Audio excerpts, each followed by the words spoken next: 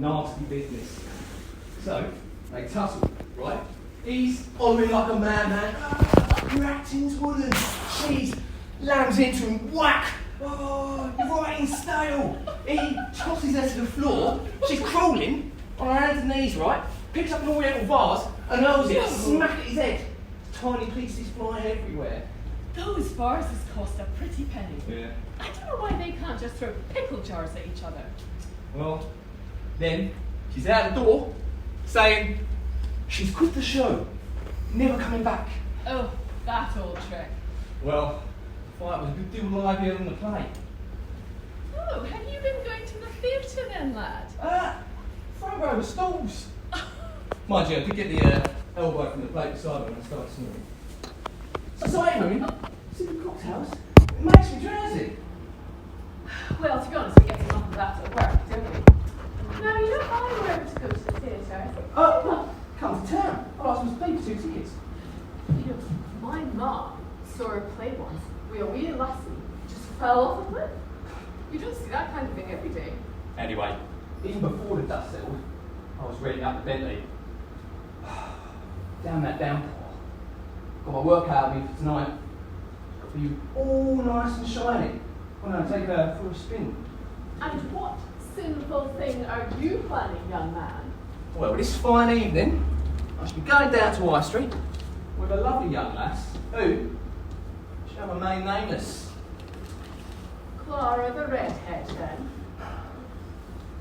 Swearbridge, you've got the keenest mind cooking. Well, it's not that hard when you've got a long red hair on your lapel, is it, lad? She's not good enough for you. Ah. You randy old hen. Oh. You want me all for yourself? Oh! Well, when you're lying around loafing about like that, you lack the steam to keep up with someone like me. I'm sorting it away for tonight. Yes, well, you mind out for these modern women. Now then, I know it's like all of woe. Look, if I can keep my lady in town, my bird and cook 'em, and keep all of them, and learn about my lass back in Kent, I think I can keep this loaf of bread on my shoulders. You need to pace yourself, young man. Too many birds will be too much trouble. Which, you're the only one I want. Don't you naughty devil, you. You were squealing like a lass of 16, you was. Well, if you want to be starting to lift things around the place, you keep up the end of this sofa so I can see if my wool's under there. No worries. There you go. Oh. Over the lamp. Yes, well, you be careful with that. Oh, it's not proper. A woman up in the air like that. People might have seen my knickers. There's no one here but me and you, Bridge. And I've seen your knickers plenty. Have you been poking around in my dresser drawer? Billowing on the clothesline like sails on a clipper ship. Don't you be so bold, young man. Now then, you should be getting on with some work, and I've got to try and make this place fit for the living. Come sit by me. Well, what's Mrs. B going to say if she comes in from the garden? Babe, she's a sketch what boy. You know, I was hoping to finish this muffler this weekend. That's not very likely now. You're like a mum to me, Bridge. Well, you're a good lad, really. Not like these young ruffians tooling around in the high street. Ever since the poor dear passed when I was just a boy, I've never had no one to do for me what mum does. How did she come to go so young? It's a sorrowful tale. Aye, well, another time, lad. I don't know. You with no mar, me with no wee bairns to call my own. Who else am I going to be missing a muffler for? For me, is it? Do you fancy the colour? Nashes me eyes. Of course it does. Now, away, off with your work, hop to it.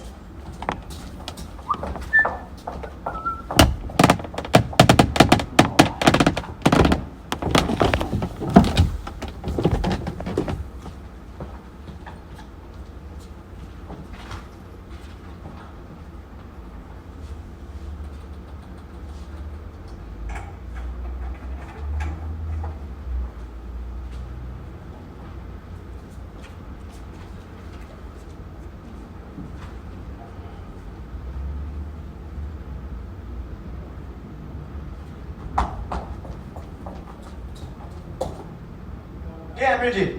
Good afternoon. Welcome, Mr. B. Your timing is impeccable. Wood is a 5-letter word meaning tranquility. 3rd letter, A. Death. Death, you say? You're in a sad mood.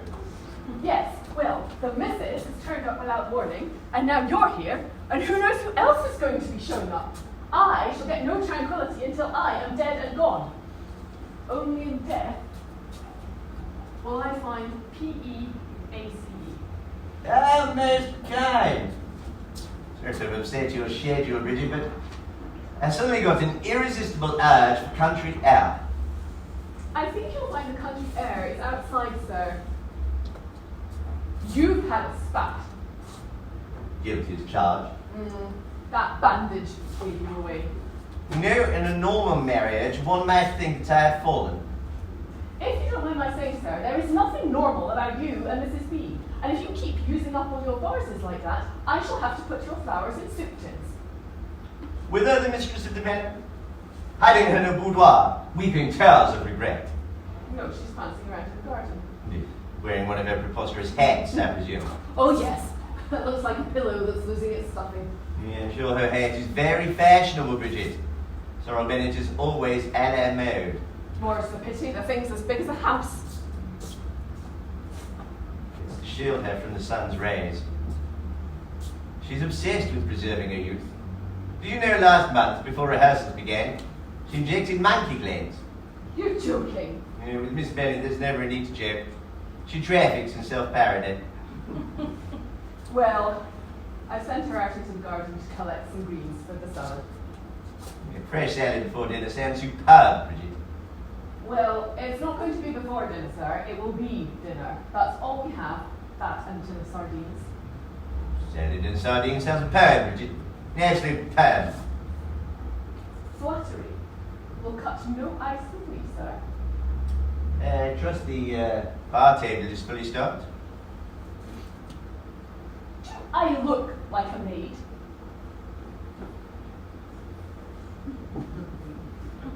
You do rather have been suffering under a misconception. Well, I don't want to grouse, sir, but there's the furniture to be dusted, and the floors to be polished and swept, and the silver to be polished, and I've yet even to get my copy of the Tittle Tattle. Don't fidget, Bridget.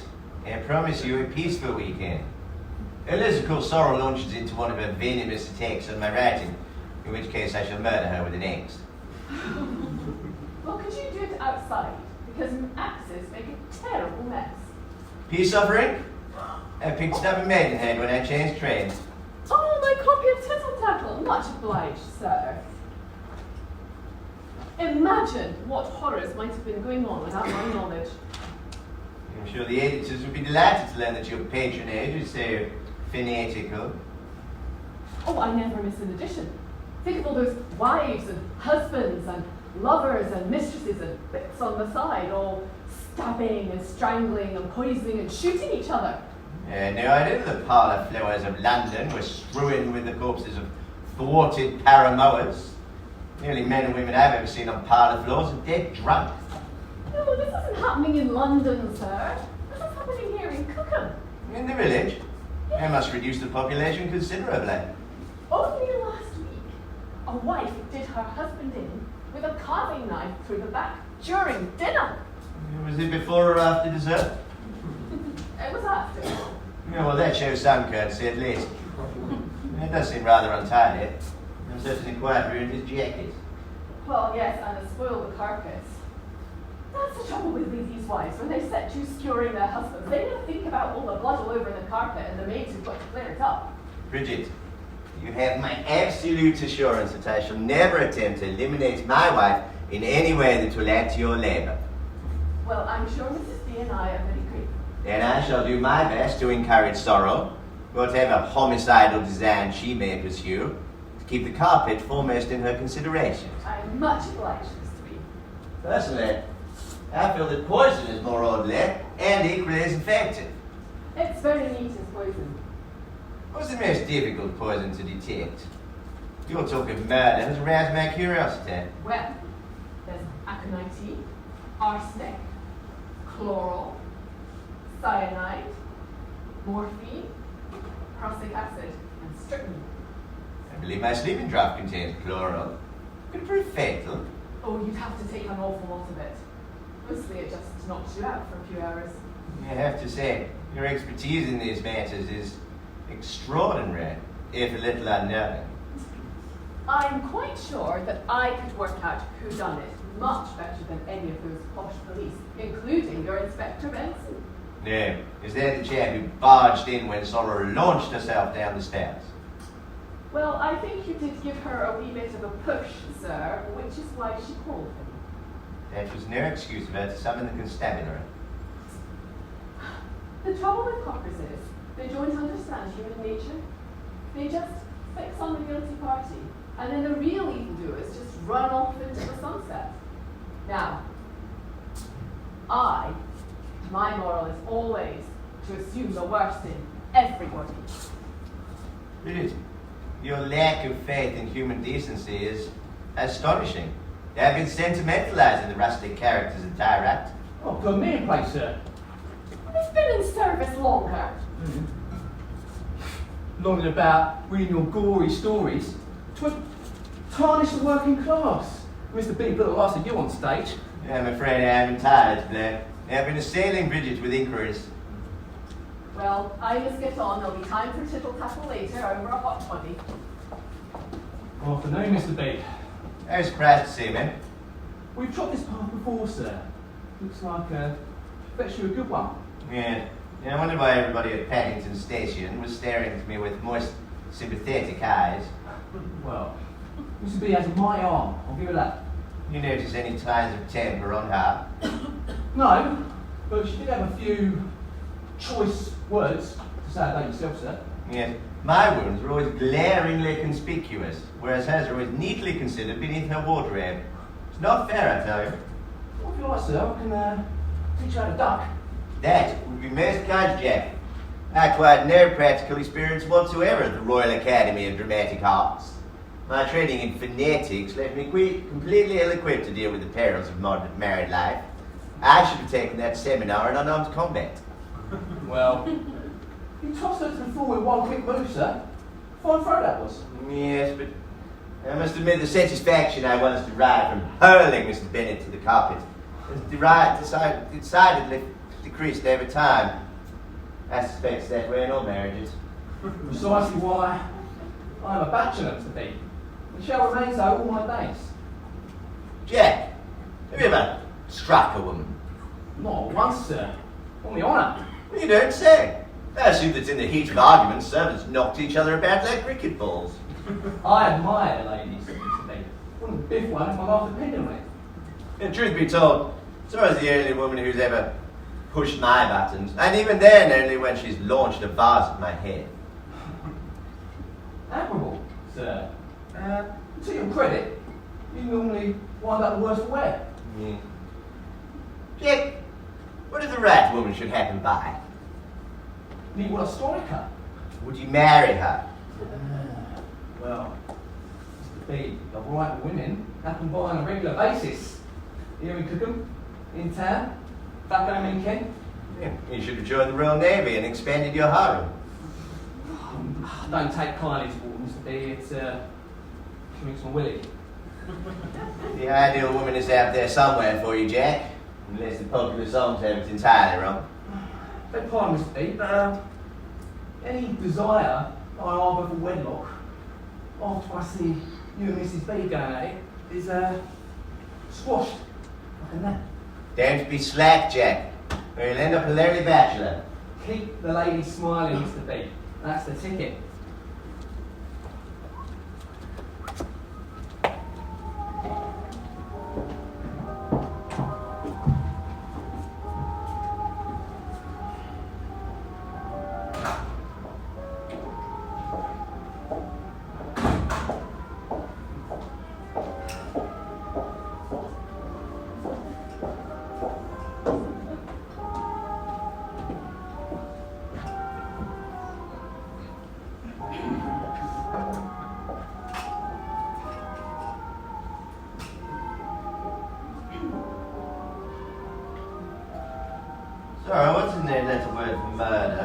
Final letter E. Marriage. I believe the editor prefers a synonym, not motivation. I offered a synonym. You're planning on murdering me. We're going to have a homicide. Well, time will tell, dear. The weekend has only begun. There's a few pigeons have roosted in your bonnet. Is it your intention this afternoon to hurl insults at me like javelins? Use that lethal metaphor deliberately. Entirely subconsciously, darling, but you know what Dr. Freud says. Yeah, no idea you were familiar with anything Viennese apart from the waltz. We danced to this tune once on the Isle of Capri, darling. Do you recall? Would you be so kind as to have this dance with me now? Oh, darling. I suppose I shan't be able to go anywhere without you pursuing me like a demented hound. You expect me to remain in our flat, Mr. Pyle's shattered glass? You flung me to the ground, darling. That was uncharitable. It was no excuse for you to launch a vase, especially the Ming. You are heartless. And we are Mingless. It was spiteful of you, Sorrow. Spiteful? That's rich. I'm crawling about on my hands and knees, and you ask if I like a cocktail. An exceedingly generous offer, given my face is beginning to swell.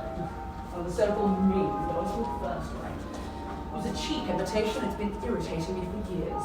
You are my first wife, as I have often reminded you.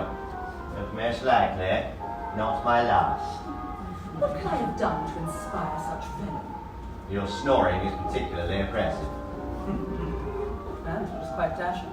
Before we retire for the night, may I have a look-see at your black and blues?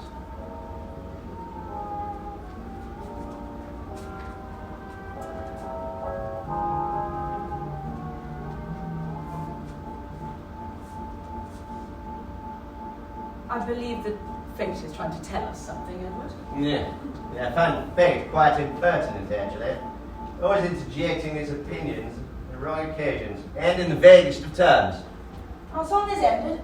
It's time for us to go our several ways. Yeah, but we're Siamese twins, bosom buddies. Juno swans in each other's pockets. Well, you may cling to those tedious idioms when I tell you my news. Who is it this time?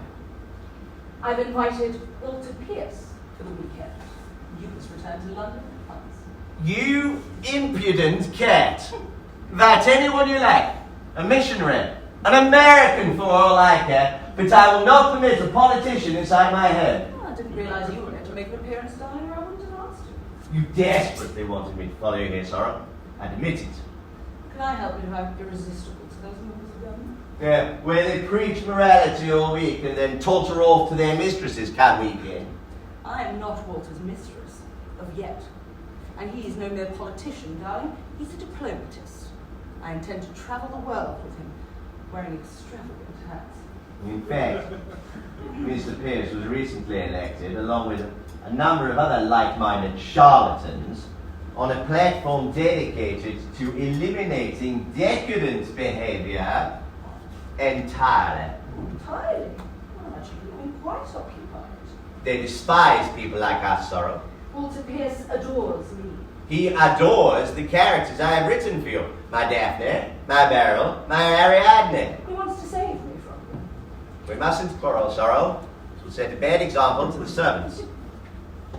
Afternoon, Mr. B. You doing some gardening? Yes, Jack, but I'm unable to determine which of these greens are edible and which I might use to poison Mr. Bennet. Still at AA? Afternoon, Mrs. B. Miss Bridget, these were at the outer ends of the garden. Do you recognise them? Oh, yes. So there's Bainberry, Black Nightingale, Foxglove, Hemlock, Spurges, and, Thornapple. And you. Me. No. No, you. The tree. It's poisonous. They are all poisonous. Bridget, I am flabbergasted. Not only have you identified each week, but also, once again, you've alphabetized your list. Oh, this is a catastrophe! Whatever will we do for salad? I imagine there's a bit of lettuce in there, ma'am, somewhere. Yeah, there's always a tin of sardines in the larder. Mr. Pierce will have to find other ways of satisfying his appetites. Walter is. What's this? I've invited a friend for the weekend, Bridget. He should should be arriving at the station any moment. Oh, is that so? And what, pray, is he going to eat? Oh, we have to cobble something together with the lettuce and sardines. Besides, he's certain to be so utterly mesmerised by my aura that he'll hardly notice the menu. He can sleep in the Caligula room. We don't have a Caligula room. We do now, apparently, and I'm certain I've heard the last of it. We don't have enough food to get through the weekend. Mr. Pierce is going to starve. He will very likely bring me chocolates. If you were, Sorrel, your Act 2 costume began to split at the seams. Must I take Bentley back out into the mud? Jack, will you do away with Mr. Pierce on the way back from the station to save me having to spend the travel? Bridget, would you be sure to toss some of those greens into Mr. Bennett's dinner salad? What's all this? There's a profit. That's for certain. A murder mystery. Yeah, I detest those plays. They require the audience to scour every line and turn of events for clues. Are we expecting anyone else? Oh no, this is the entire cast, Bridget. But none of our mystery require a few more suspects.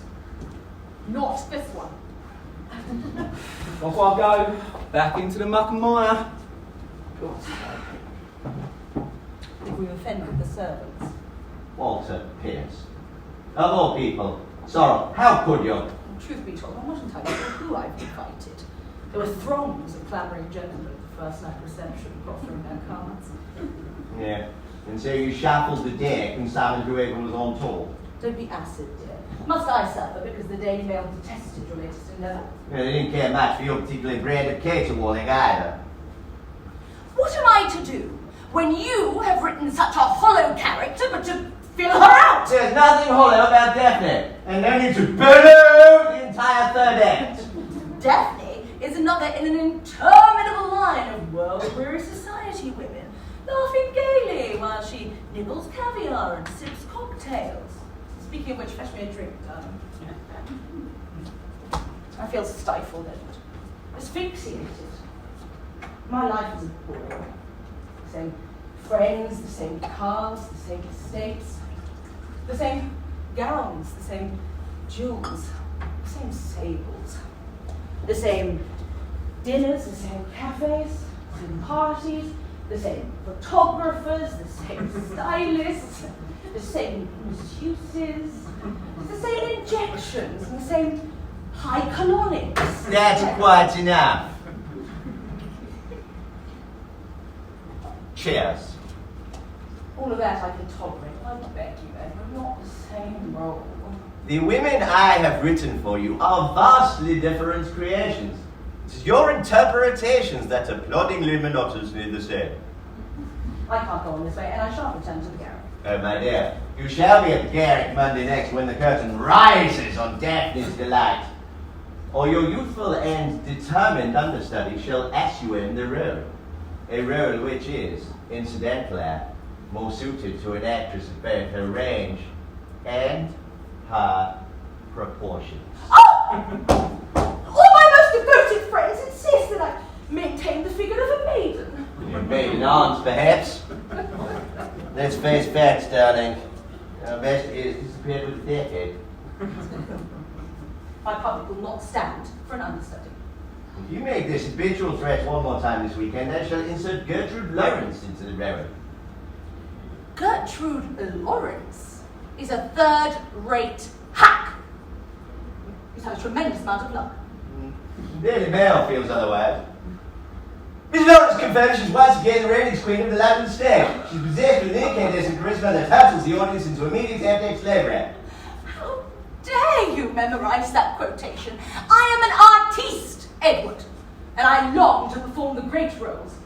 In what roles are these exactly? I'm not exactly sure, but I've heard so much about them. Something classical or biblical even, where I die at the end. May I remind you that your tongue becomes exceedingly agitated by period dialogue. Well, that is a lie. You saw my Mirabella performances. It was merely meant that you were horrid. You sounded like a fishmonger. You mean fishwife? And I most certainly did not. You mustn't impugn me with your limitations. And you mustn't subject me to yours. The time has come to extend the parameters of my talents. Your talents have been stretched to their absolute outer limits and found wanting. I fully admit I write similarly shallow entertainments, but I concern myself with their chronic commercial success. While I exist solely to bring truth and beauty to the masses. And were you possessed of this notion before or after your hypolonic? Edward, we must cease this vulgar sparring. It's one of your mildly amusing plays. It's our marriage. The principal source of any malice in my work. Am I to blame for yearning to consort with a man who's utterly infatuated by me? I should like to know what his wife makes of his weekend escapades. He certainly has a wife. No, all politicians require spouses to be elected, and supports the misconception that they're part of the common herd. Accordingly, she must be rather plain. So she doesn't turn up in Cookham at any rate. Send Bridget round the bend. What chance have I of basking in blind devotion with you sulking about making rude comments? Yeah, I promise not to make a single insolent remark, provided you'll permit me to glare on a level of that. Oh, Edward, your ill manners betray the depth of your affection for me. They do rather confuse anybody else who's subjected to them. Yeah, well, I have heard my ill manners persuaded you with the depth of my loathing for you, and frightened away everyone else. Concede it, dear. You are a murderer. Now, do you promise to stay put in your study the entire weekend as an act of penitence for your various grievances? Yeah. Am I to be exiled to the Tower like Clarence of York? I was unaware that we knew anyone at all in York. Richard III's brother, murdered in the second act. Oh, let that serve as a warning.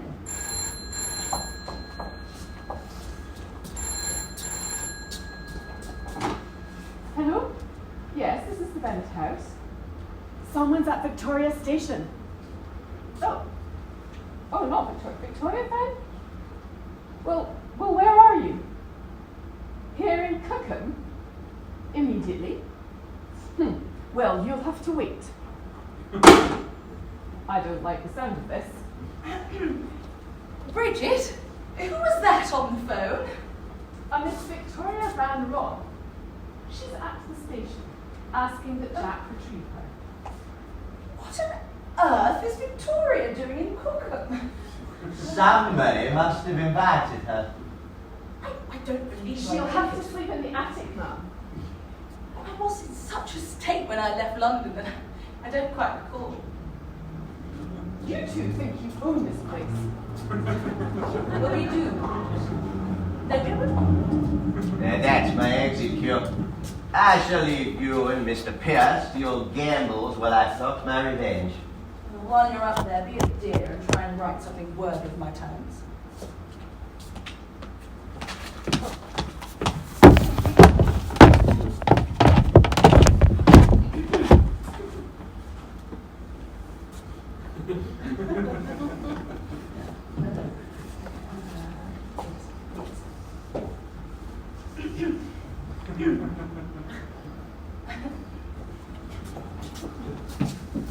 Mr. Walter Peace, a pleasure. Walter, darling. So, my dearest one, you look rapturous, like a perfect painting. What sort of painting for Gainsborough, perhaps? More like the one in my maiden aunt's parlour. That's charming. You sit down, Walter. You're about to salute. Bad news, Jack. There's a lady at the station wants collecting. Lady? What lady? Oh, Miss Victoria Van Roth. Victoria? Mrs. Peterson seemed to... Once more into the breach. It's a bit nippy out there. I'd like a spot of tea, please. Not on your life. Pay her no mind, dear. She's not a peach this weekend. It's quite interesting, actually.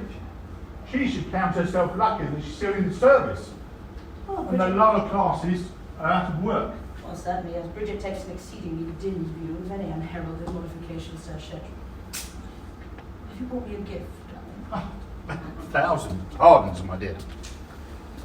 For you. If... Oh, chocolates. Now, who is is this Victoria Van Roth, may I ask? Victoria is one of my dearest friends. She dabbles in all of the arts.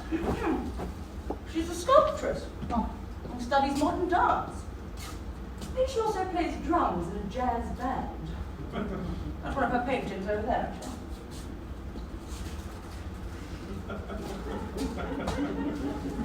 I can't make it out. Is it a face? It's symbolic. Symbolic of what? I'm not quite sure, actually. Art should show the modern truth. None of this shilly-shallying. I must speak to this Miss Van Roth. Is she open to persuasion? She's quite set in her ways. Victoria is wide open to all sorts of persuasion. Except perhaps the sort that you have in mind. She's rather bohemian. Not that do at all. This country is going through difficult times. We must all buck up. You are adorably priggish, Walter. But I thought our sojourn would be private. Well, Victoria rather loathes the country air. I haven't the slightest idea why she's come. After a week in Parliament, the country air is very invigorating. I've sworn that you were a diplomatist. No, I was one of the 100 politicians who swept into government. The general election result was historic, don't you think? Well, I was rather unaware that there was an election, with rehearsals and fittings and first nights. But you won, darling. How lovely for you. And we shall bring the country back on track. Not a moment too soon. Now, why don't you fix us both a drink and come and sit by me? Brandy? I cannot believe that I'm alone in a room with the ravishing Sorrel Bennett.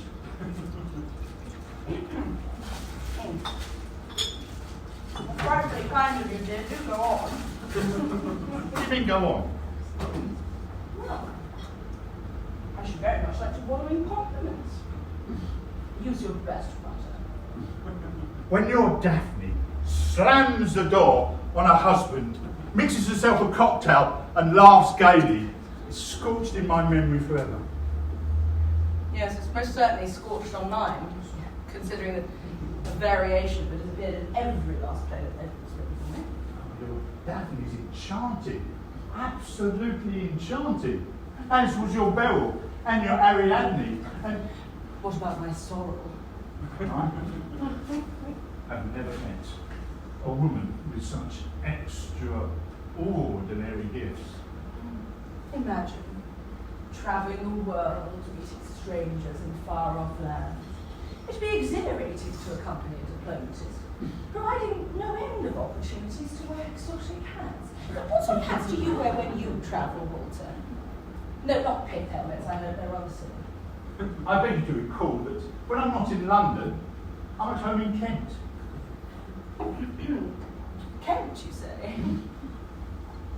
Oh dear. You must think me quite daft. Is that your aura? Or is that sweet music playing? It must certainly be my aura. That would smash all our gramophone records to bits. One dreary waltz that skips dramatically. You deserve much better than an Edward Bennett. Which is precisely why I've invited you, brave warrior. Will you free me from his evil clutches? Flower, you mustn't be written by his corrupt ways. I shall show you a clear path. Path whither, darling? The narrow path. To righteousness. Most certainly willing to have a go at it. For the weekend. You portray women of sophistication, when their brittle bearing has failed on their behaviour. But I see the blossom underneath, and I shall unearth. I'm not entirely sure that you've got me right, Walter, and much as I appreciate the horticultural metaphors. I know you better than you know yourself. I too am able to see deep beneath your stalwart exterior. There's nothing whatsoever underneath my exterior. Well, that's very likely true. Nevertheless, I perceive the desire beneath your declarations, the objectives disguised by your stated intentions. I am an actress, after all. That is my task and my gift. And this is my gift. Oh, Walter, we mustn't! Edward and I are husband and wife, as are you and what's her name? We should be discussing this matter. The moments we have together are precious and few. Fewer than you imagine. I should like you to whisper something very beautiful to me in my ear. Oh no, that wasn't at all.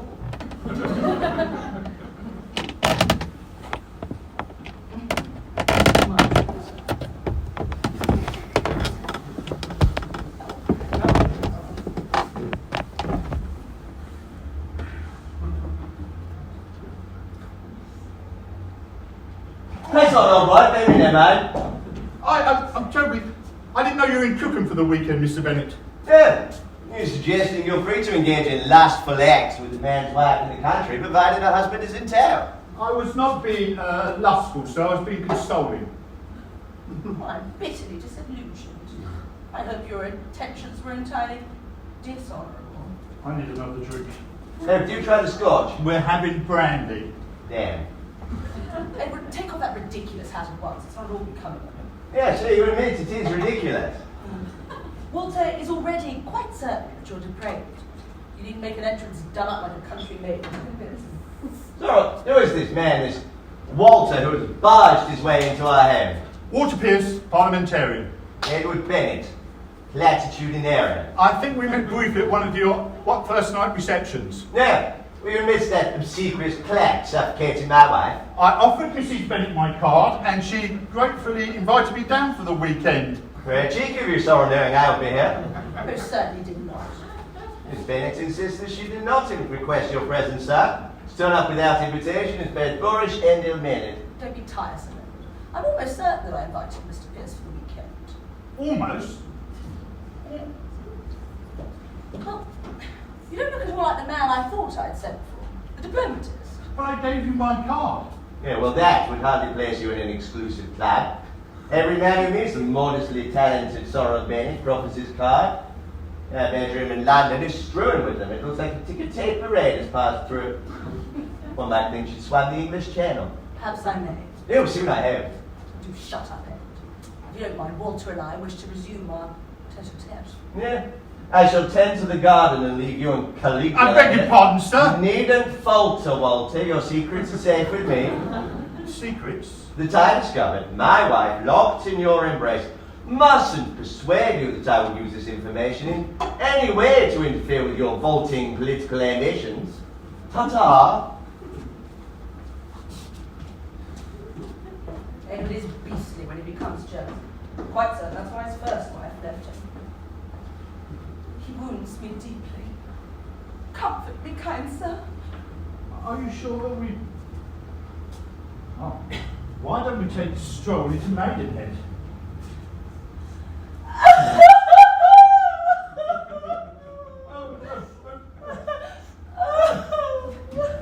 Oh, my dear. Please, I can give you much more than that popinjay can ever supply. I'm prostrate with grief. Tell me, Walter. In what ways am I extraordinary? Ooh, what an appalling creature. Rest assured, she treats Edward and me with equal disdain. Why on ever do you keep her on? Well, we can only keep very bad. It's good ways won't help us. Where is Edward Bennett? He's gardening. Who on earth is that? Pay him no mind, dear. You're about to enumerate my charms. Be quick about it. Mr. Bennett, I've found you at last. How do you know it's coming? Your flat I'm under was empty. You've been prohibited from entering our flat. I crawled up the drain pipe and peered through the window. No one was inside, just a pile of rubble. So I bicycled here. From London, that's 35 miles. must have very muscular thighs. There is no time to waste. Conservatives have taken control of Parliament. We are all doomed. Rubbish! Who is this lunatic? Careful, Walter. Eric is perpetually feverish. Must inflame him further, he might explode. Perhaps now is the perfect time for our stroll to Maidenhead. Yeah, that would be an exceedingly long stroll for you, Sorrel. Cease this bourgeois prattle. Yeah, I find that remark quite amusing, actually. I shall put it in my next play. Eric, I thought you'd been institutionalized. Yeah, just escape. Very clever. Mr. Bennett, you are a celebrated writer. Not a very good one, actually. The world adores you. For an opposing view, I refer you to today's Daily Mail. The time has come for you to put your influence to the greater good. You must forsake cocktails and caviar and write plays that can inspire the proletariat.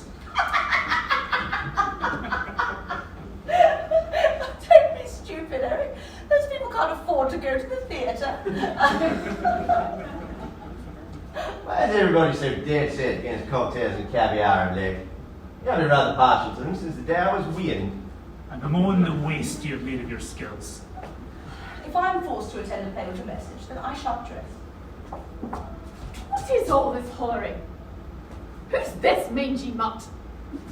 You flaunt your wealth while workers such as she can barely scrape by. I must keep Sorrel in hats. Thank you, Dick. Face facts, Mr. Bennett. Your days as a bright young thing are over. I should like a cocktail. There is no time for drink. Surely you must make time, Eric. You'll dehydrate. I shall not imbibe while one person is thirsty, nor shall I consume while one person is hungry. Well, you're a lad after my own heart. How long will you be staying? Till I persuade Mr. Bennett to see the evil of his ways. Don't behave like an hysteric, Eric. Well, I'm afraid if you're going to stay overnight, you'll have to sleep in the root cellar. It's just through there. There is no time for sleep. The world is on the brink of collapse, but you hold the key to its survival. The planet's endurance hardly rests on the benefits of an Edward Bennett. Hold on. You're Walter Pierce. You're the worst of the lot. You and your ilk will drag this country into the sewer. This country is already in the sewer. My ilk and I will exhume it. Yeah, and your first initiative is to seduce my wife. I have a political agenda. How delicious. Mr. Bennett, let's away to your study and toil together. With my vision and your talent, we shall create a work that will enrich mankind. Well, get your feet off the sofa, young man. Ain't my new tidy after all that panting. There's no time for tidiness. You should have seen that coming. Who is the greater sinner? He who robs the bank, or he who owns the bank? Yeah. He who poses the question. Do you really want to get away with the free enterprise system? Profit and wealth must be distributed equally. Eric, if you insist, I shall offer some of my hats to charity. The poor do not want your hats. No, their lives are sufficiently challenging without exposing themselves to ridicule. There's entirely too much abuse held at my millinery this weekend. I find it quite insensitive, actually. From now on, I shall wear only muslin mob caps. The lace ruffles around the face of the mirror. I'm just not going to appease everyone. You have missed my meeting entirely. Eric, I am thoroughly confused. Why don't you come sit by me and explain? Now, try not to shout. I shall get on like a house on fire. But very lovely hands. I trust you play the piano. A useless occupation. I vow to engage exclusively in pursuits that can rouse the masses. The bugle, perhaps. You leave the masses alone. They deserve a rest. I am fed up with this discussion. Walter, you must allow that I have many admirers. Eric among them. That's so, Eric. You're a great artist, Mrs. Bennett. Exactly what sorts of plays do you propose that Mr. Bennett writes for me? Mindful that his talents are extremely meager. Plays of social significance, like those of my idol, Bertolt Brecht. Sounds like a kraut. Don't let's be beastly to the Germans, Walter. After all, we won the war. Didn't we, Everett? I was on the front line. Bully for you. Tell me, Eric, is there a leading woman's role in this sort of play, or is it more an ensemble of workers waving fists and banners? His St. John of the Stockyards features a great female lead. Joan of Arc? Brecht modernised the historical figure to really emphasise the workers' plight. You would be outstanding in the part, Mrs. Bennett. Well, your timing is serendipitous, Eric. Joan of Arc is precisely the type of heroine I've been longing to portray. And in the end, she's burnt at the stake. What a finale. Are you sure your limited abilities will penetrate a suit of armour? Hush. What sort of hats does she wear? I believe Joan of Arc wears a helmet. Oh, well, that won't do at all. She works in a meatpacking plant. I doubt she'd wear anything elaborate to get caught up in the machinery. Are you mad? Yes, Walter, his wits went wool gathering years ago. Now, do be quiet or I shall send you home. Say hello, old boy. Eric, I'm not entirely convinced that this meat-packing Joan of Arc is suited to my particular gifts. And when I so wish to see you go up in flames. You are cruel, Edward. Cruel and heartless. Soothe me, Eric. Miss Victoria Van Roth has arrived in London.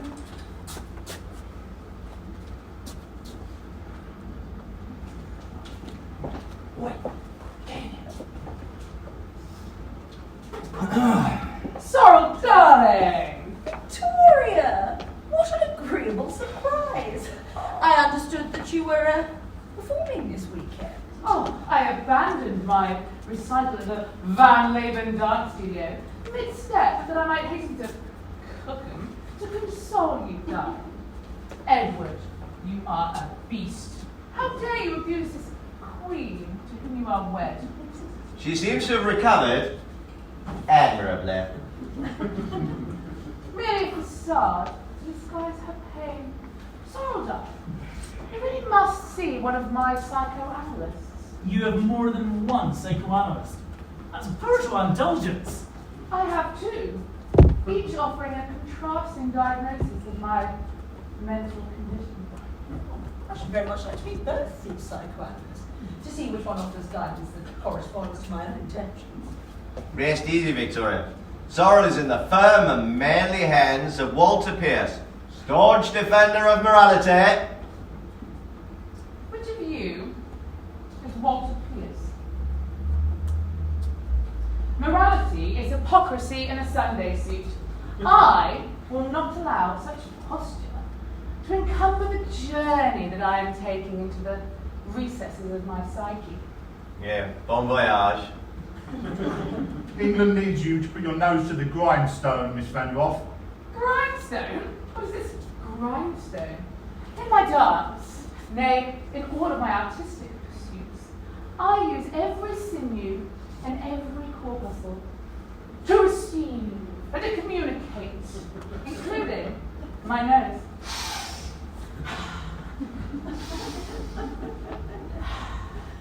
I once knew a bloke who could lick his own elbow. Yeah. Victoria, darling, you seem to have lost an earring. Oh, I have not. I wear only one lapis lazuli, and I shave only one underarm. Oh, I must say that it's quite incredible. It's disgusting. At ease, Victoria. Who is this Van Leben? Rudolph is a god. His dance techniques demand penetrative, personal exploration. I prefer a lively tap number myself. Yeah. Victoria, it's most kind of you to take time out from your penetrative, personal exploration to minister to my wife. You'll have to sleep in the attic, miss. I'll go near it out. Keep the foul and pestilent vapours out of doors where they belong. Well, there's nothing foul down here unless you brought it with you. All country villages are stagnant pools. To live in one, to reside in one is not living, it is loitering. You prefer the congested fumes of London's industries. They invigorate me. What exactly type of dance do you do, Miss Van Roth? I can demonstrate. Oh no. You, Marquis de Sade, when I say commence, the table like thus.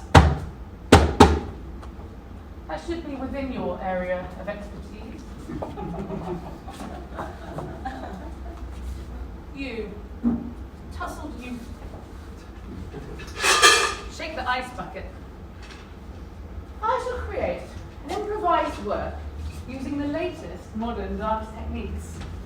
It shall be called Wall. Walter, will you care to participate? No, thank you. I'll just sit here and watch. Stand, man. No, thank you. I said stand, man. You shall represent Wall. Oh, you got the title role, Walter. That's very good. Am I to understand that I'm a partition? You are a barrier, an obstruction. Victoria, darling, what part am I to play? You shall play tree, casting a shadow over Wall. What sort of tree? A royal empress, perhaps? In dogwood with age rings. Tree shall respond intuitively to the inner meaning of the piece through the movement of her branches. I embrace the challenge. Art is nigh. Let us commence.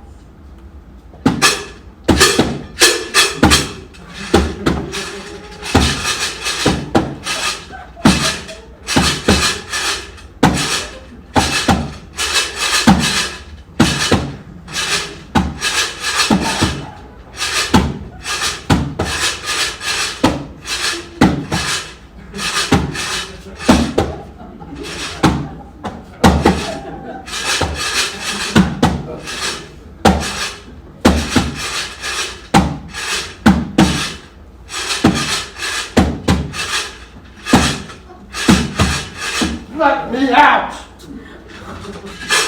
In part two, I shall trample Wall beneath my feet.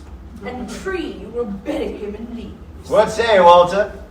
Part 2? Rot! Ah, Wall must be recast. I haven't the slightest idea what any of that was meant to signify. There is no single meaning. Endow the piece with your own interpretation. But if it's incomprehensible, what is the point? Much as it pains me to say this, I must agree with the radical. Ignore them both, Victoria. The piece was marvellous. I must get out of this house. You're raving mad. Happy to give you a lift to the station, Governor. Walter, you are in the presence of a genius. When I accepted your invitation, I didn't think I'd be in the middle of a century circus. I found the performance deeply flawed. Flawed? In what way flawed? It was too abstract to be of any real significance, and to be frank, silly. Hooligan! Jackal! Oh my, I have aroused the wrath of Victoria van Roth. Yes, there. You're becoming quite catty. I learned from the master, Mr. Bennett.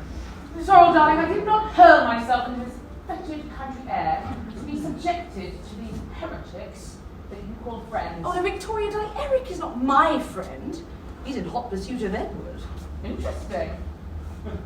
And as for Mr. Pierce, he's not at all who I meant to invite. To tell the truth, I've been following Gertrude Lawrence for many years and handed her my card.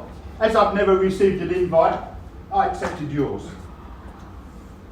Gertrude Lawrence? Is that so? Nice one, Mrs. B. This is appalling! This is what I'd expect from the government funding of the arts.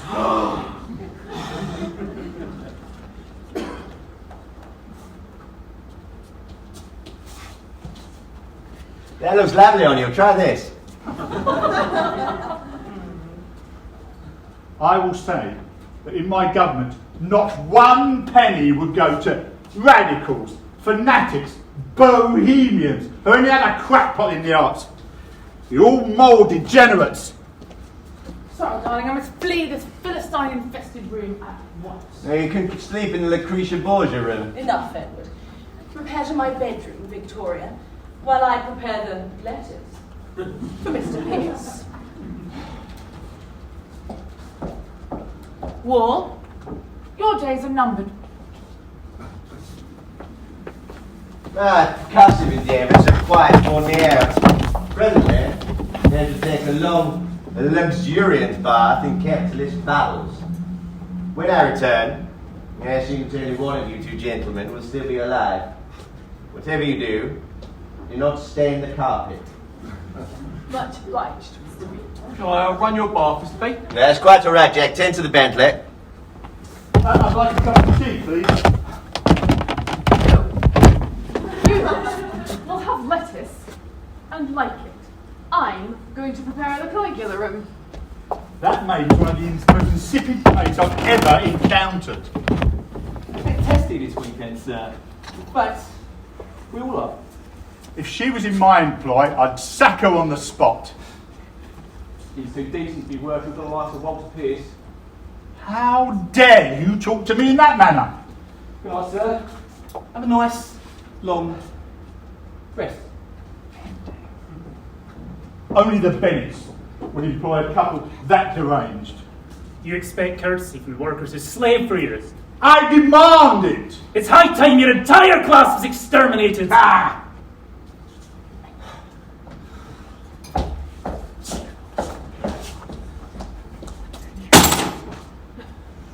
Adieu, Walter. I regret that it had to end this way.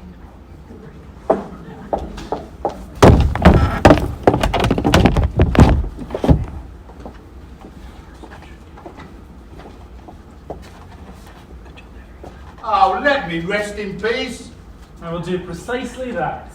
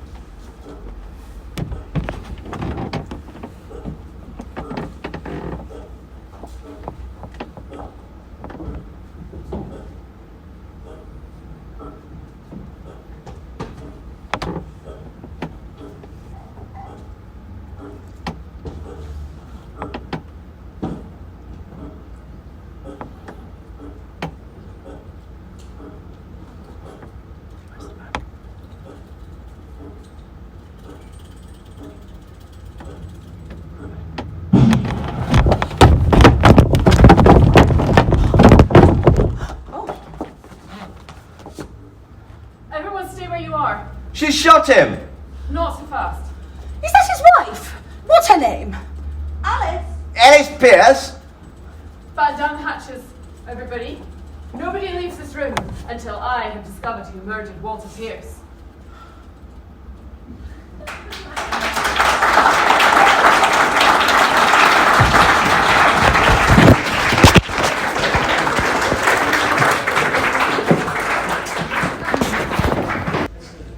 What was that again? I said nobody leaves this room until I have discovered who murdered Walter Pierce. But we know exactly who did it, Bridget. And how do we know, pray?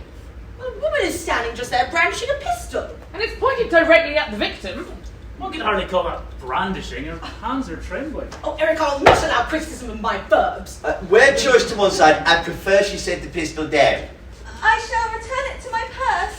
Wherever have I put it? Might I have the weapon, Alice? I'd like to keep it as a memento.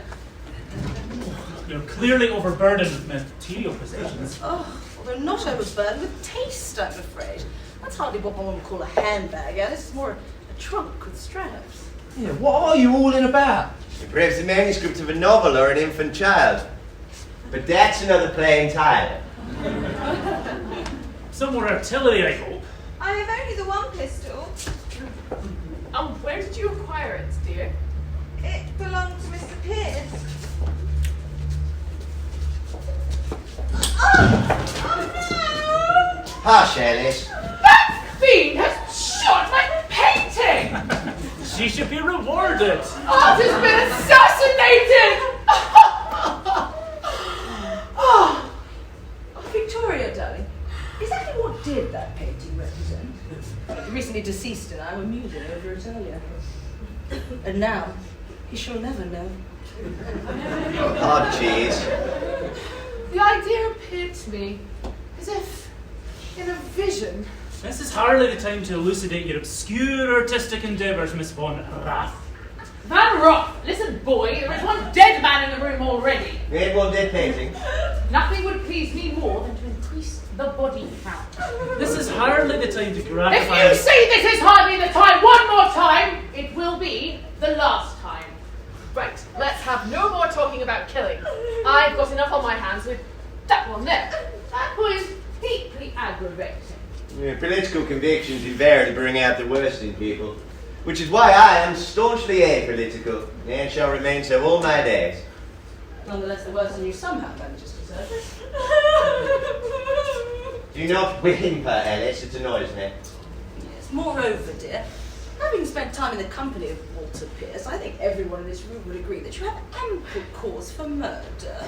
Yeah, nothing to be done about it now. The most obvious suspect is never guilty. I shot him! I confess! That cat will not fly, dearie. Bet she was caught red-handed. Oh, what does it matter who killed Walter? He's dead and gone. We mustn't let it ruin our week. What say we play a parlour game? That suggestion wants tax, darling, even for my taste. Well, perhaps we could restore Walter to life. Oh no! Rein it in, Alice. But perhaps I could ring up a clairvoyant. We could conduct a séance. She'd have him back on his feet in no time. What is done cannot be undone. What's that from, darling? The Scottish play. Yes, but what Scottish play? Surely there's more than one.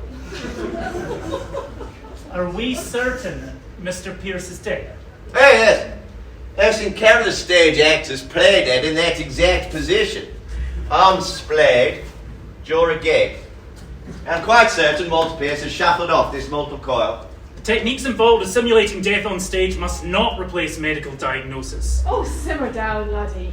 Well, perhaps Walter is a very good actor, pretending to be dead out of spite. His interpretation of Wall was certainly convincing. He was typecast. And only mildly more stiff at present than he was when he was alive.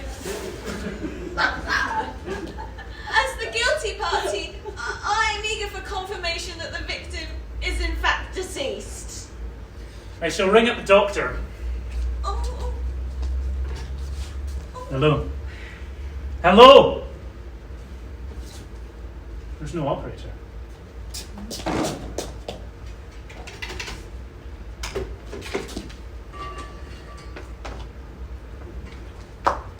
The telephone wire's been cut. Oh no! We should take him to the hospital at once. Have you been to the infirmary in Cookham, lad? You go in with a splinter in your finger, and you come out missing an arm. I shall take him to the police station with notified inspector. We won't be needing any coppers here. What, Bridge? I intend to solve this murder, just using my own intuition. Now you try and stop me. It thus concludes discussion on the topic. Bridget, when you stipulate that no one must leave the room, does that include the deceased? Don't you fancy sharing my evening with a cadaver? Well, we mustn't be tampering with the evidence, madam. Mrs. Bennet, I must say I find your comments extremely callous. A man is dead. But we may console ourselves with the knowledge that his one less voice against government funding for the arts. He deserved to die for that alone. Are you saying that you killed him, man? Many people deserve to die. That one, for example, is ripe for extinction. Well, every single one of you had a reason to want Walter Pierce dead. Well, I certainly did. He's extremely tiresome. The old guard must fall. Won't be missed, that's for sure. I'm indebted to whoever is responsible. I take your point, Bridget. There is a chilling lack of sympathy in this room. Yeah, but wanting someone dead and actually killing them are two very different matters. Two very different matters for everyone but one of you. Well, it would be deceitful of me to sound pained even slightly by having a disagreeable guest conveniently eliminated. So are you saying that you're the murderer, man? Well, surely there are more suitable ways to rid oneself of irritating guests than to murder them. Yeah, it's never easy, darling, as you well know. I had some success at a recent reception. I played a gramophone record quite loud. It was Ethel Merman singing I Got Rhythm. The guests fled as if the room were ablaze. Murder is quicker. But Miss Merman is within the parameters of the law. Inexplicably. I begged Walter to leave, but apparently my radiance rendered him immobile. It is truly an honour to meet you, Mrs. Bennet. I should imagine it is. You're almost legendary.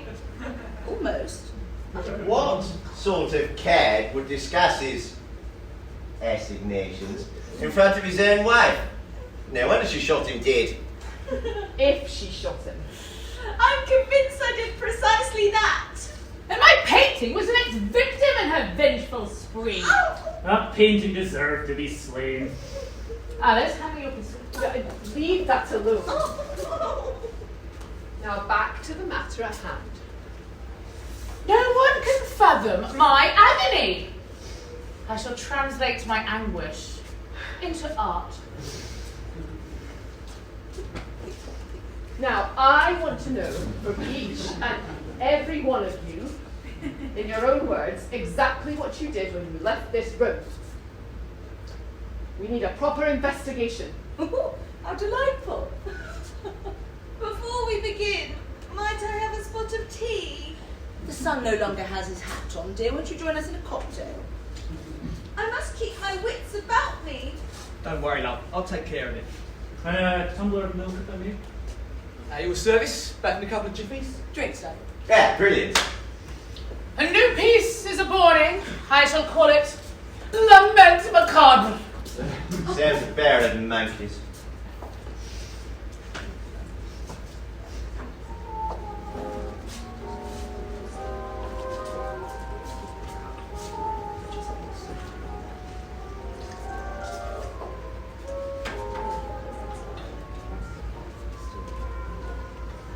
Do you care for a drink?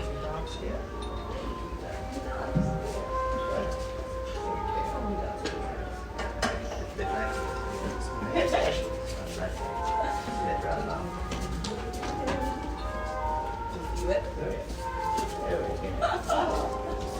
Excuse us, sir.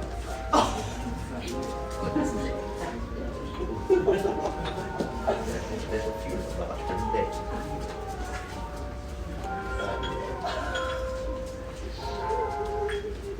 Alice, you don't appear to be wearing a wedding ring. Oh, I noticed. I say, that's very good, Bridget. The maid is psychic. So out with it. Are you married to Mr. Pierce, or are you not? Not. But she said that you were. She said no such thing. All of you rushed the fences and assumed we were married. Predictably, the pious Mr. Pierce was living in sin. Walter Pierce must have driven her to the brink. She looks as innocent as a dove. There's a rather vague look about you, Alice. As though you've misplaced something. I have very poor eyesight, Mrs. Bennet, but I feel it is imprudent of me to be seen in public wearing my spectacles. Oh, well, that's very wise. I'd rather walk into walls than wear spectacles. Men look distinguished in eyeglasses, women look morose. If a woman requires spectacles, are you suggesting that she walks around without them, just for the sake of vanity? Absolutely. Put your eyeglasses on, Alice. You're among friends.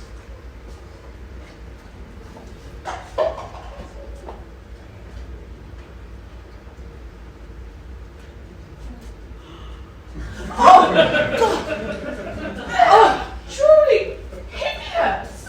More binoculars. But she can't see a thing without them. That's no justification for her to figure herself. No, she's seen all that she needs to see. Take them off at once, Alice! Promise you will never don those again in this house! Do you wear those spectacles when you attend the theatre? I've never been to the theatre. Dear God! A life without theatre is a life not worth living. I feel the same way about sausages. Alice, I must insist you take 2 complimentary tickets to the premiere of Daphne's Delight. The poor girl has suffered enough. Alice, dear, when you were attempting to gun down Mr. Pierce, where were your spectacles? In my purse. Can you all see the hole in the wall over there? Yeah, just there. Oh, I can feel the bullet at the tip of my finger. It's still warm. So I missed my target. Yes, and by a long chalk, dear. Alice, may I suggest, and I say this against every instinct of my celebrated fashion sense, if you plan on shooting anyone else, keep your glasses on, for the moment at least. I so wanted to kill him. I packed all my belongings to take with me to prison.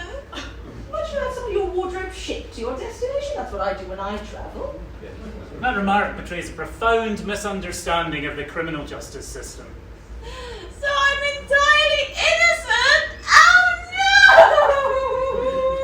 no! Alice, I must beg you to find a less piercing method of coping with your failures.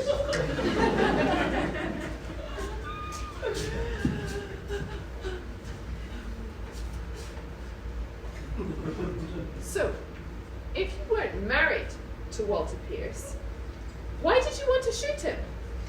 Being married isn't the only reason to want to kill someone. But it is the most customary. Wife or mistress, she failed utterly in her mission. If I were in her boots, I'd be devastated. Suicidal even. Oh no! Eric, we mustn't criticise dear Alice.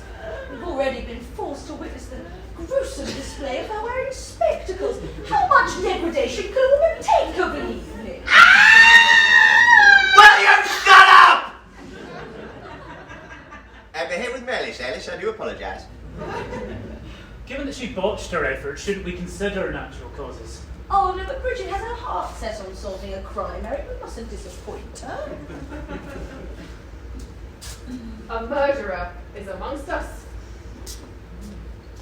But if I didn't kill Walter Pierce, who did, pray?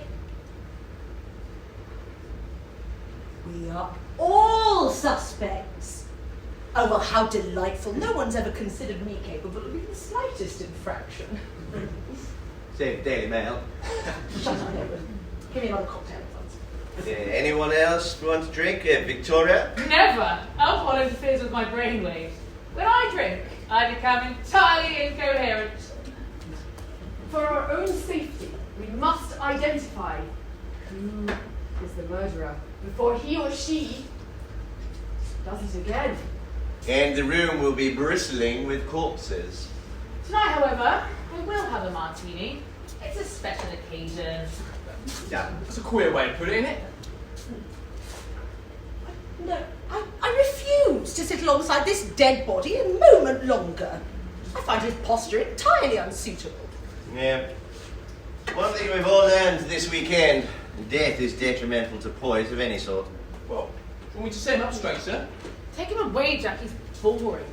Where to? The garden seems appropriate amongst the flowers.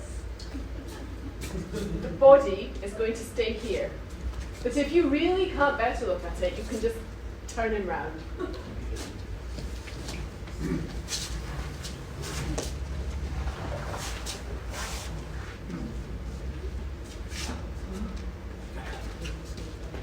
Is he good?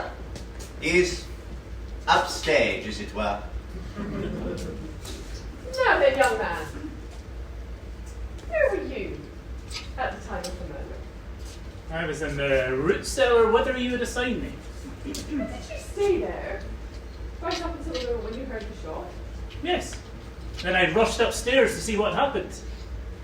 That's a little wide of the truth, Eric. I saw you enter this room moments before Mr. Pierce was shot. Is that so? Come on, boy. I left something behind and came back to retrieve it. Aha! Oh, political murders are so dreary. I prefer crimes of passion. Isn't that the table knife that I put on Walter's tray earlier alongside his letters? That knife couldn't cut an onion. Suggesting that Eric could not pierce Mr. Pierce. Not with this knife, dearie. And in any case, there's no blood on it. However, I will not have guests purloining the cutlery. Eric, why did you return upstairs if it wasn't to murder Mr. Pierce? Well, Has anyone noticed that the bookshelf is looking a little sparse now? That maid has a sixth sense. My library has been purloined! Quick, Jack, down to the root cellar and confiscate everything that shouldn't be there. Okey-dokey.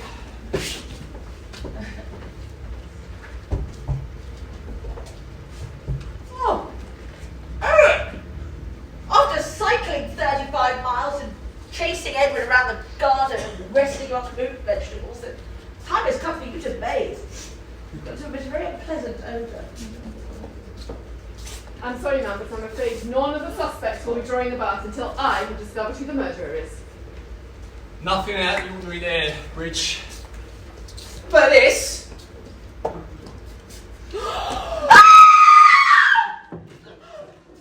Gertrude Lawrence. She's an enchantress. In fact, Miss Lawrence is a rated capitalist who demands exorbitant fees for her West End appearances. And what is worse, she demands rewrites. She deserves all the world has to offer. I am thoroughly baffled. Miss Lawrence appears in exactly the sort of place you insist I cease to write. How dare you secret away pictures of that minx in my house? And as for you, degenerate, the time has come for you to return to the asylum, and I shall bring them up at once. Oh, the telephone line doesn't work, ma'am. Gertrude Lawrence is a goddess. May she feast on caviar and slumber in champagne and sable for all eternity. Unyielding political convictions? Ha! A man will do anything for the love of a lass. And alas for her man. Eric, I saw you enter this room across the stage and go directly to that sofa. Out with it, lass. Were you doing harm to Mr. Pierce? Not at all. I needed to make sure that he was asleep. If he'd seen me within the book, I would have been mortified. Did you intend to return the book to the shelf where it belongs or make off with it? I intended to spend a quiet evening alone in the root cellar. Just Miss Lawrence and I. Until she came along and ruined everything. Oh Oh, what were you fixing to do with the knife then? I hope to find something deep down there. Turnip, perhaps. This investigation is becoming increasingly banal. Indeed. All we have thus far is a deluded socialist harbouring secret desires for an overpraised hand! A half-blind teetotaler showing up out of nowhere with a hideous handbag. Well, I'm afraid we're not through yet, madam. Miss Van Rock, where are you when the pistol was fired? No, Victoria was with me in my boudoir the entire time, Bridget. She's exonerated from guilt. And when you were in the kitchen preparing the lettuce? I was in this room at the time, and though she is demonstrably capable of heinous behaviour, Miss Von Rath was not present. Van Roth! Ouch.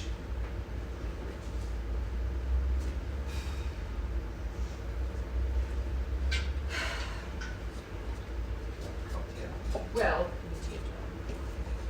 are you saying that none of you saw Miss Van Roth after she made her grand exit upstairs come back into this room? Not I. late. Very well. For now. So, Mr. B, where were you when the shots fired? Yeah, I was having a bath. Like you said. Yeah, I heard the water run. And yet your head is covered all over with slickum. Yeah, he's precisely the right amount of hair tonic, if you please. You ought to see what the amount of brilliancy Mr. Bennett applies has to do with this investigation. He ran a bath, but he did not take it. Very fishy, Mr. B. Bridget, you have found me out. I confess, as I stand among you all, that I remain soiled from the day's events. But why draw a bath when one has no intention of bathing? Because he needed an alibi. But this headful of grease gave him away. Bridget, I'd rather be drawn and quartered than suffer any further abuse regarding my personal grooming. Did you know that air tonic is made from petroleum? Yeah. So if you're motoring and you've got a bottle with you and your tank's empty, just pour it in the tank and you're off. Should make a note of that, Jack. Now may we quit the topic of hair towel? The innocent do not require alibis, Mr. Bennett. Are you guilty, Edward? What were you doing when you peered into this room and you saw Eric come up from the root cellar? How could you know that? He told us himself. We all heard him. I was entirely alone at the time. This maid is telepathic. And what about when you arrived back from here in Cookham? I saw you come in here and fiddle around with those bottles. I saw you myself from the kitchen. You emptied a vial into one of them. Edward, I cannot express my gratitude to you at this moment. I thought that our passion was extinct, only to discover that you poisoned a man out of love for me. I adore you, darling. I promise to visit you every day in prison, wearing a black Schiaparelli hat with a sheer veil. I'm sorry, Mrs. B. Mr. Bennett didn't do it. Bitterly disillusioned, Edward. Another cocktail at once. Anyone else? I shall not imbibe another drop until the maid reveals the exact bottle into which Edward emptied his vial. It was the scotch, miss. Double martini. But I saw Walter Pierce pour himself a drink from that bottle and quaff it down. Yes, but that was a sleeping draught. I recognise the vial that Mr. Bennett used. Is this so, Edward? Do you intend to put all of your guests into a coma? I suspected that Sorrel would be spending the weekend with the remains. I wanted to ensure that at least one of them was sedated. The idea of me and Walter locked in an embrace was so traumatic that you decided to tranquilize him. Actually, It was you that I hoped to put under, darling. I thought that after a few drinks it might be amusing if Walter found you snoring like a bulldog. Oh! I did not snore! I have never snored in my life! Beg pardon, Mr. B, but I can hear you from outside. Shutters the windows, ma'am. Your snoring is the reason I took up sleeping drafts in the first place. Oh, I hardly believe when we began this investigation that it would stoop to the level of malicious personal insults. This is a catastrophe! I must confess that the deafening roar you make is accompanied by a slight whistle, which I find utterly enchanting. Thank you, darling. Come and sit by me. Alice, reluctant as I am to hurl you into the void, I'm afraid you must relocate. The list of suspects is diminishing. As the tension mounts, Intermittent and frequent interruptions. I've been travelling all day. Is there anything at all to eat? Scones, perhaps? There's only lettuce and sardines. Want some? No, don't, Jack. Why not, Mr. B? Because of the poison herbs? Spade is paranormal. I must drink. Are you suggesting Mrs. Bennet put poison herbs in the salad? What kind of home is this? My attempt to shoot Mr. Pierce turns out to have been one amongst many violations perpetrated this evening. I saw you serve that salad to Walter Pierce and I watched as he consumed it. Sorrel Bennet is the murderer. Murderess, if you please. Mrs. Bennet, you are the last person I would have suspected. Not very rude. Apparently no one ever considered me to be even the slightest threat. Well, now you are all the wiser. I am a murderess, and I have poisoned Walter Pierce with garden greens. Bravo! Well done, Mrs. B. murder by roughage. Oh, must you mock me, Edward? I at least achieved my mission. You're unable to even medicate me into an afternoon nap. Well, not quite, Mrs. B, because not all of those weeds were poisonous. Of course they were. There was black nightingale and hemlock and mead and... Well, I harvested them, yes. But there was also rocket and mustard greens and spinach. Bridget, you identified each herb and said they were poisonous. Yeah, urging self-love. Well, yes, but it was a wee bit of a lie. Why on earth would you attempt to mislead us? We're your employers. Well, We expect that to inoculate you. A couple who sully their liquor and toss poisonous salads. I heard from Jack about the big row that you two had up in town. I cannot tell a lie. And first of all, here comes Mr. B hanging around by the scotch bottle with a suspicious looking vial, and then you turn up with a basket full of tasteless beans. So, took the poisonous ones out and threw them away and saved the rest. It's very naughty of you, Mrs. B. Oh, well, this whole weekend is a catastrophe. I invite the wrong man, and while the rest of us starve, he enjoys an appetizing salad. Do you seriously intend to do away with me, Sorrow? Truth be told, darling, I was unaware that the poison might prove fatal. I only meant to make you violently ill. Well, how very kind. You couldn't poison no one, Mrs. B. You're too bad. If you don't mind me saying. Which implies, by process of elimination, that Jack is the murderer. Jack! This is no time for euphoria, Victoria. Brilliant, Eric, I must say. Much obliged, Mr. Bennet, much obliged. She's all tanked up. Miss Vanderhoff, where were you? Why were you out by the door when the lights came back on? Oh, Bridget, this investigation is becoming tedious. Time. Nothing. Nothing at all. That line reading was entirely unconvincing. Oh, hush, Edward, I'm not performing in one of your plays. I'm beginning to think you might be. So, darling, our friendship is boundless. Cosmic! But I must not permit you to prevaricate on my behalf. A double martini, Edward. Maid, here is the intelligence you crave. Sorrel implored me not to leave her bedroom. She knew whither I was bound. Victoria, darling, you mustn't reveal all your secrets. Make it a triple, Edward. I will divulge everything. There is no such thing as a triple. Then 2 doubles at once. As soon as she becomes comatose, the better. Oh, I came down the stairs, passed through this room, and hurried outside. Out of doors? But nature goes against your very nature. I couldn't wait a moment longer. I had to see Jack. He is my boyfriend! Jack? You're joking. Victoria, I am livid.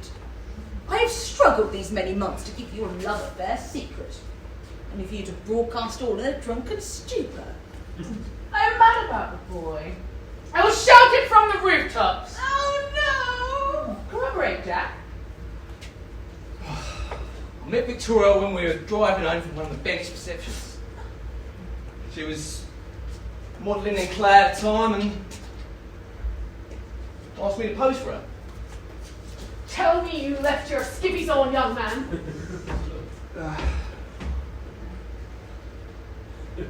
Stripped down all the way.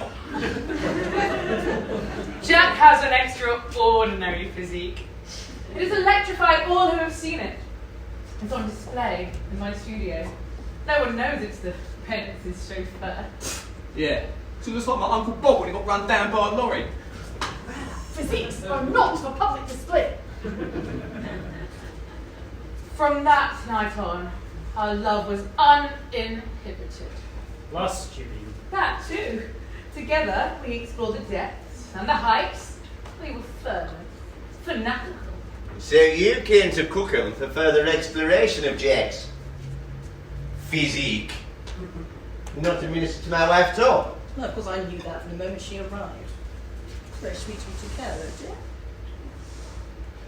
Without Jack, I'm left a shell, a husk, a carcass. Well, intriguing from a class perspective, I fail to see this forbidden love affair has to do with the murder of Walter Pierce. Do you love her, Jack? Not now, Alice. Tell me if you love her, I must know. Who are you, woman? Oh! Alice, is it absolutely necessary for you to sport those spectacles? It is essential. I must look Jack in the eye. Are you from Kent, dearie? However did you know? You're Jack's hometown lass. Jack and I have been sweethearts since the age of 10, haven't we, Jack? You travelled all the way to Cookham to see your Romeo? Oh, how romantic. Well, time was when Jack would come to Kent every month. But his visits have become less frequent of late. Edward, how I long for our starry-eyed youth. As we lurch into bleary-eyed middle age. Jack! You have annihilated me. It's me he loves. Tell them, Jack. I won't lie. I've had plenty of women. Girl on every port. That's my nature! So I'm a single man, like I told you, Mr. B. But I respect the ladies. And I treat them kindly. I've never, ever told a single one of them and they were the only one. I am reduced to nothingness. Oblivion. And I am thoroughly confused. Alice, if you came to Cookham to see Jack, why did you try to gun down Walter Pierce? I felt like I needed to do something to earn back Jack's love. Mr. Pierce was not a good man. He did a terrible thing. Are you in service to him, lass? Have been these 15 years. This maid is omniscient. I surrender.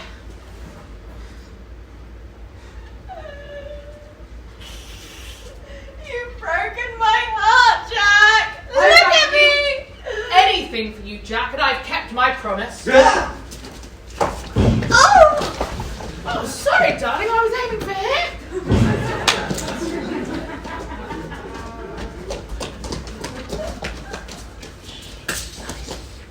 How is she? Is she dead?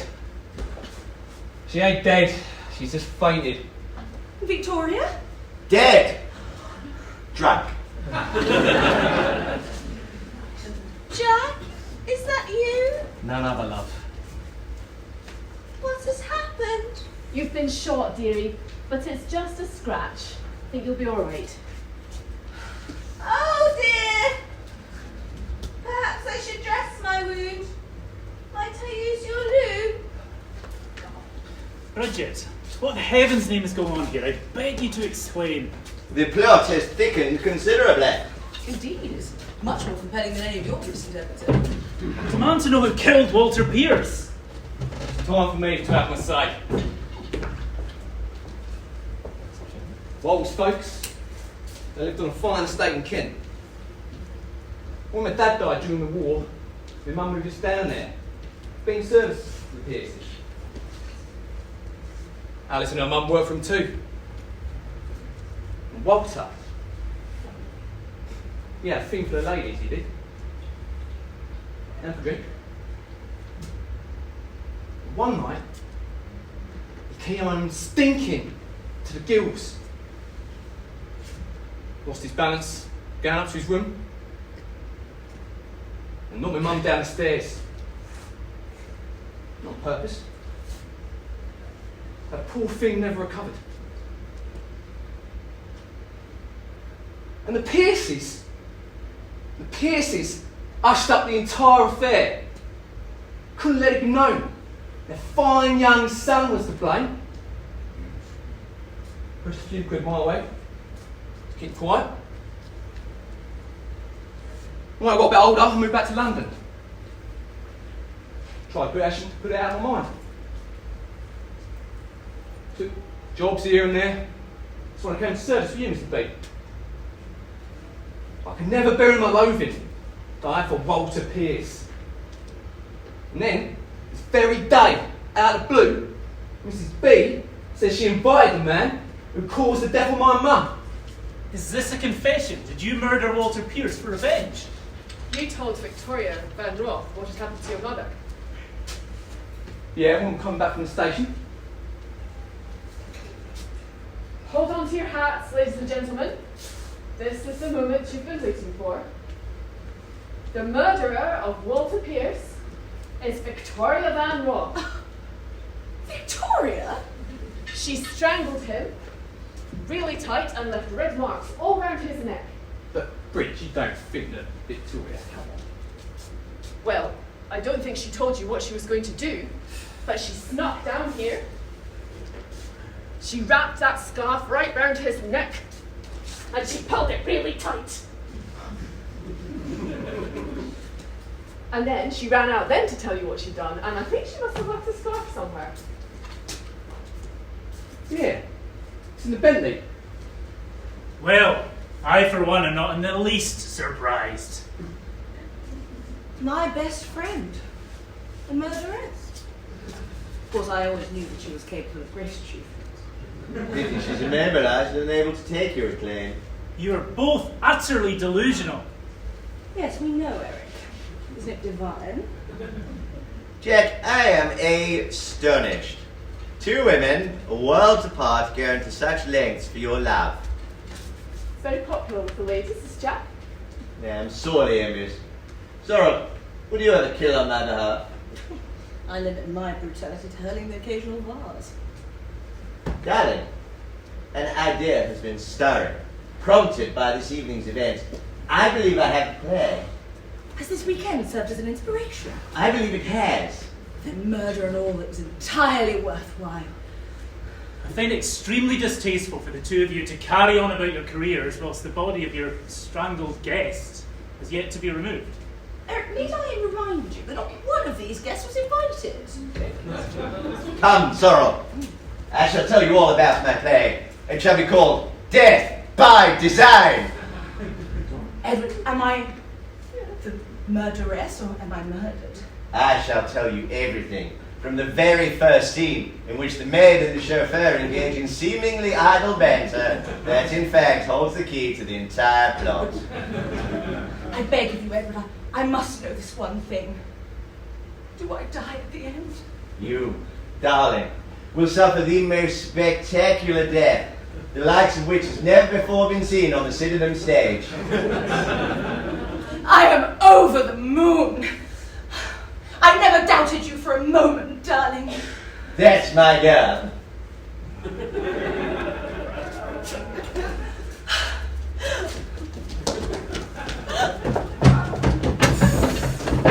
I am convinced that Edward and Sorrel Bennett are the most narcissistic, egotistical, self-absorbed couple in England.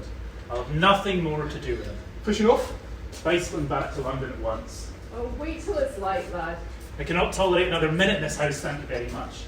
I say, it's high time you rung up the inspector. Well, I just think it was going to be leaving for a wee while. I think Mrs. Bennet would like you to have this. Well, since Mr. Pierce won't be needing it, might I have the ledger of the room?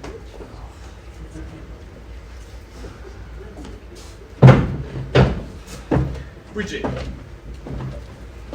an honest man.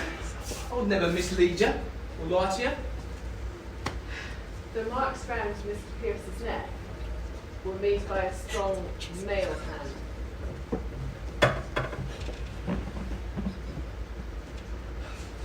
Well, I knew he was alone, crept in, snapped his neck in one quick move.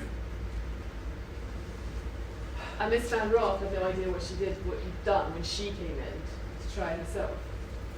When I told her about Walter and Mum, she said, "Leave it to me." Never entered my mind she might try and finish him off. You know, Jack, I'm done with the tittle-tattle. I don't want to have any more to do with any murders. Yeah, I suppose it's time I called the doctor and Inspector Benson. Not without phone, you would. Oh, who was it that cut the wire?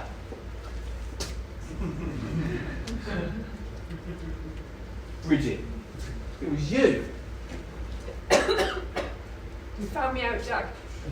I just wanted the chance to solve a murder myself. But it's not proper to let Victoria take the blame for something I've done. And no, she won't. I promise. She's not What do going you to take mean? blame for What are something you you've done. talking about? Falling downstairs. Oh, my apologies, Jack. I've been nothing but trouble to you this tonight.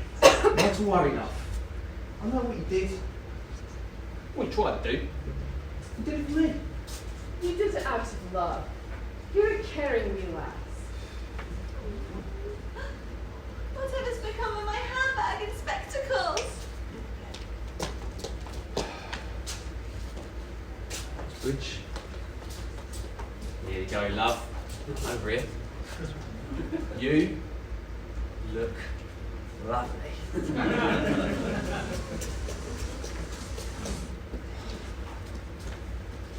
Why don't you spend the night with us here and cook on that? There's a spare room now. That's awfully kind. Go on, you breaks. Jesus.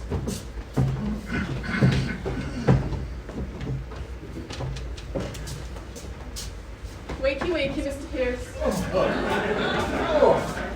Oh, what time is it? Past your bedtime. Oh, was I napping? Feel remarkably well rested. Well, you've missed all the excitement.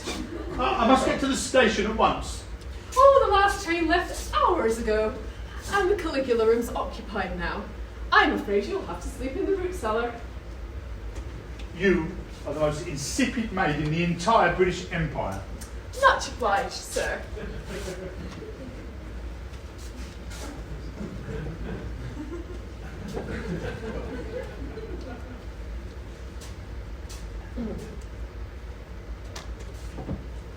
Whoa! Resurrected!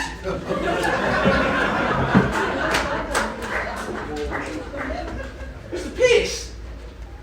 You're alive! Of course I'm alive. Though I do count myself lucky, having survived that whole evening with such deranged company. Oh, you've no idea how lucky, sir. Bridget, you knew all along, didn't you, you wily old devil, you?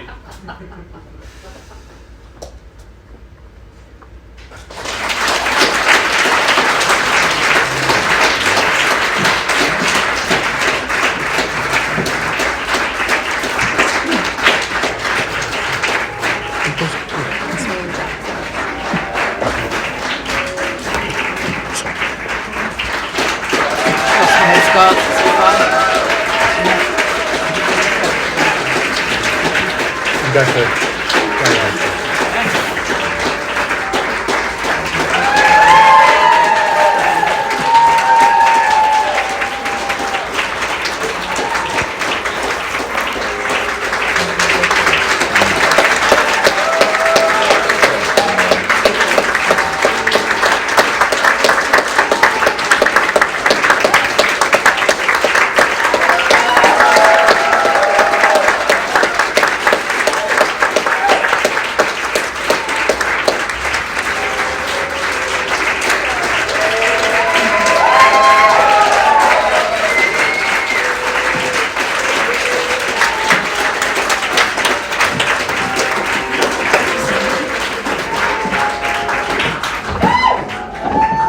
The lights are on already.